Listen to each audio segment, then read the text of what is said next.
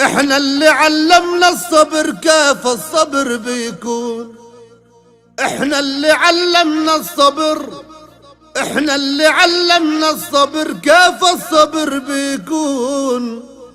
ورجال صبرت على جراحه، ورجال صبرت على جراحه وما همها السجون.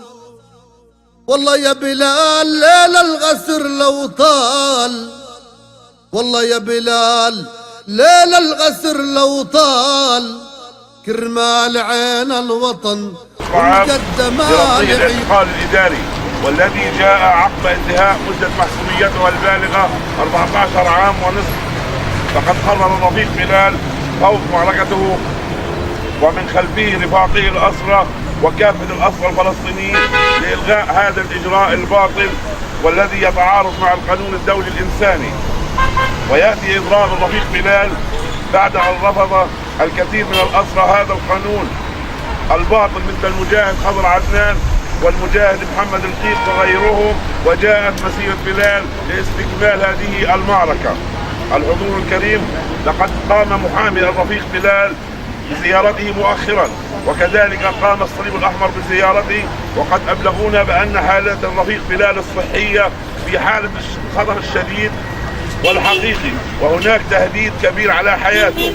ومن هنا فإننا نؤكد بأننا لن نترك رفيقنا بلال وحده، ونؤكد على أن أي مساس في حياة الرفيق بلال فإن على الاحتلال تحمل تبعات ذلك، وهو يكون قد اختار المواجهة الحقيقية مع قوى المقاومة، والجبهة لن تترك رفاقها مهما كان الثمن.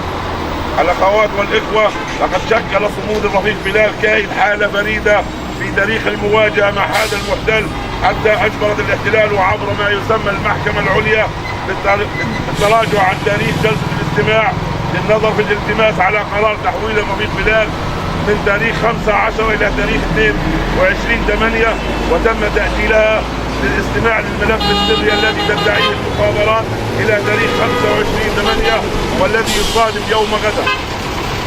ومع عدم تعويلنا على محاكمتهم وإجراءاتها، وإنما تعويلنا على صمود رفيقنا ومن خلفه الأسرى وجماهير شعبنا وأحرار العالم لتشكيل حالة ضغط حقيقية على هذا المحتل. ومن هنا نؤكد أنه يجب الإسراع في تدوير قضية الأسرى وتطبيق اتفاقية جنيف الرابعة واعتبارهم كأسرى حرب، وكذلك رفع قانون الاعتقال الإداري إلى محكمة الجنايات الدولية باعتباره عقاب خارج القانون.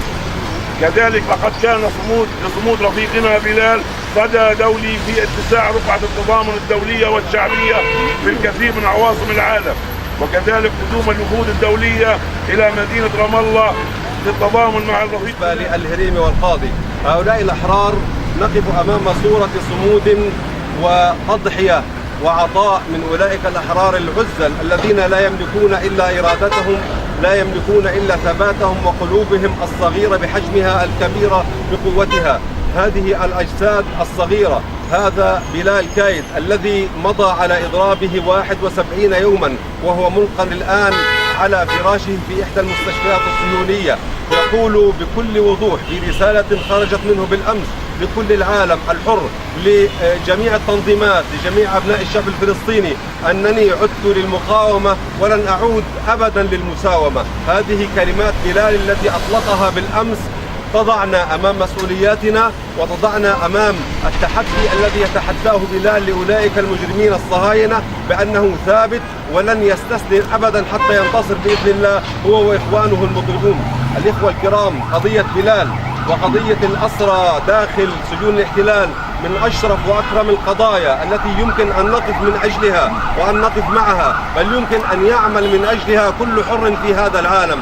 هؤلاء الأحرار الذين تركوا أغلى ما يملكون من أجلنا ومن أجل حريتنا، تركوا الدنيا بزينتها وبهوائها وبشمسها، تركوا الأزواج وتركوا الأولاد وتركوا الآباء وتركوا كل جمال الدنيا ليعيشوا بين جدران 4 مظلمة مقيتة من أجل أن نعيش نحن هنا في الهواء الطلق وفي المتعة وفي الحرية الكاملة. نترك الاجتماعات لا يذكر فيها بلال، نترك اللقاءات ولا يذكر فيها بلال، نترك كل المحافل. لماذا لا تقدم شكوى لمجلس الأمن في قضية بلال؟ لماذا لا يطالب الجهات الدولية بأن تفتح تحقيقا من أجل بلال؟ لماذا لا تتفاعل السفارات والقنصليات في العالم كي تظهر للعالم إجرام هذا الاحتلال الصهيوني؟ وكأكاديميين وكخبراء ومختصين وكباحثين وكأساتذة كلنا نقف خلف بلال وخلف إخوان المضربين عن الطعام لنقول بأن رسالتنا رسالة واحدة، بأننا مع كل أطفالنا حتى يحققوا أهدافهم بإذن الله عز وجل. رسالتنا إلى بلال بأن عليك المزيد من الصمود، فنحن معك، نحن جميعا معك.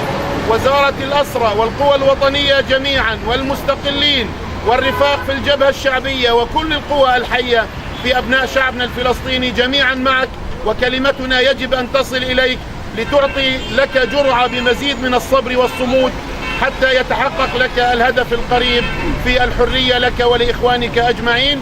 نسأل الله عز وجل أن نرى فجر الحرية القريب لكل أسرانا الأبطال. شكرا لكل المتضامنين من الباحثين ومن القوى الوطنية، وشكرا لوزارة الأسرى والمحررين، وشكرا للإخوة الإعلاميين. كلية الإدارة والسياسة للدراسات العليا مشكورة. هذه الوقفة التضامنية مع الأسير البطل الرفيق المضرب عن الطعام منذ أكثر من 73 يوم بلال كاير. نقف هذه الوقفة التضامنية اليوم لنعلي صوتا ربما لا يصل من هناك من الزنازين، صوت بلال الذي يقول لا يوجد أي ثمن لحريتي، وإذا أراد المحتل أن يساومني على حريتي أو الحياة فيختار الحرية والكرامة. لكن أيضا هذه الوقفة التضامنية هي تضامن مع أنفسنا، إذ أننا بهذه الوقفة إنما نقدم أقل القليل وأقل ما يجب علينا من أجل الوقوف مع أسرانا ومع قضيتهم وإعلاء صوتهم. الأكاديمية نظمت هذه الوقفة، مشكورة.